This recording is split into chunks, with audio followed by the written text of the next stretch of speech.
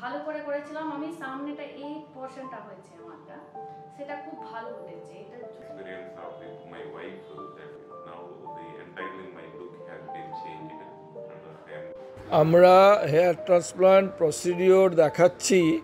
এখানে আমরা মাথার পেছন থেকে যে হেয়ার রুটসটা কালেক্ট করি বা সংগ্রহ করি, এটা এফইউটি পদ্ধতিতে একটা স্ট্রিপ হিসাবে নেওয়া হয় এবং এফইউই পদ্ধতিতে একটা একটা করে ফলিকল কালেক্ট করা হয়। এইবারে যে জায়গাতে লাগানো হবে সেখানে ছোট ছোট মাইক্রোস্কোপিক স্লিট করে ওইগুলোকে বসানো হয় ফলিকলগুলোকে, এবং মোট প্রসিডিওরটা 3-4 ঘন্টা থেকে শুরু করে 5-6 ঘন্টা পর্যন্ত লাগতে পারে।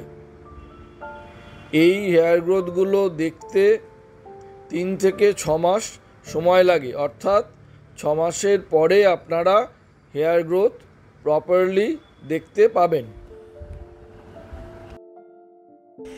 যে কোনো প্রসিডিওর করার আগে ডাক্তারের কাছে এসে ভালো করে কনসাল্ট করা উচিত। তার কারণ হচ্ছে আপনি ওই প্রসিডিওরটার জন্য ফিট কিনা সেটা জানার জন্য ডাক্তার আপনাকে কিছু টেস্ট করতে বলবেন। সেই টেস্টগুলো কি হবে সবার জন্য একরকম হয় না, ডিপেন্ড করে আপনি কীরকম কোনো ওষুধ খাচ্ছেন কিনা কিংবা এখন কোনো রোগে ভুগছেন কিনা তার উপরে।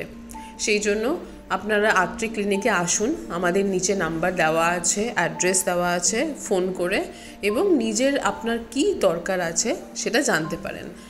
আপনি যদি কলকাতার বাইরের থেকে থাকেন তাহলে ডাক্তারবাবুকে ফোন করেও আপনি কনসাল্ট করতে পারেন।